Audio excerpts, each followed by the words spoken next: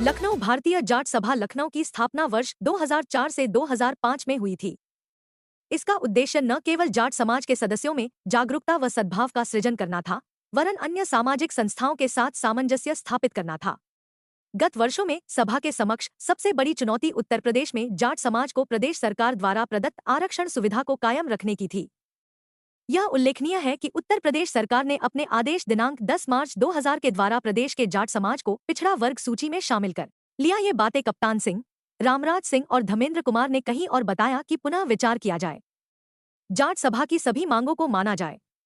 भारतीय जाट सभा ने प्रधानमंत्री नरेंद्र मोदी से अनुरोध किया गया कि इन तकनीकी अवरोधों को दूर कराएं तथा उपरोक्त कार्यवाही पूर्ण होने तक 4 मार्च 2014 के आदेश को जीवित करने हेतु विधिक तथा प्रशासनिक पग उठाए जाएं। ऐसे थे जिनके पास डेटा था, सारा इकट्ठा करके हमने उनके सामने पुटअप किया। उन्होंने फिर ये कहा कि आप एक सर्वे भी कराइए और हमें सर्वे करा के दीजिए। 20 पेज का उन्होंने एक हमें डॉक्यूमेंट दे दिया और इससे कहा इस पे हमें डिटेल, वो एक सोशियो इकोनॉमिक सर्वे था, इस सर्वे को करा के हमें दीजिए। और 1 अक्टूबर 2018 को हमें जमा करना था और ये बात की 18 तारीख की, 18 सितंबर की। खैर, हम लोगों ने प्रोफेशनल्स की इसमें मदद ली।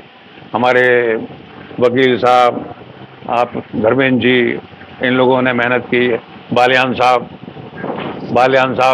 प्रोफेशनल हैं। ऐसे लोगों को हमने इकट्ठा किया और यूपी के ये भी पूछा हमने जज साहब से, कहाँ कराएं, कि आपके विरोधी ये कहते हैं कि सबसे ज़्यादा पैसे वाला जो जाट है वो पश्चिमी उत्तर प्रदेश का है।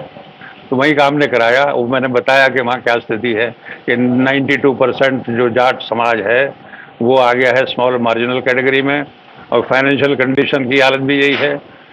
और वहाँ पे जो एम्प्लॉयमेंट है, जो हमारे बच्चे एम्प्लॉयड हैं, उसमें से 95% या तो पुलिस में सिपाही हैं या फौज में सिपाही हैं, या वहाँ जो आपकी शुगर मिल्स हैं उनमें छोटे पदों पे काम कर रहे हैं।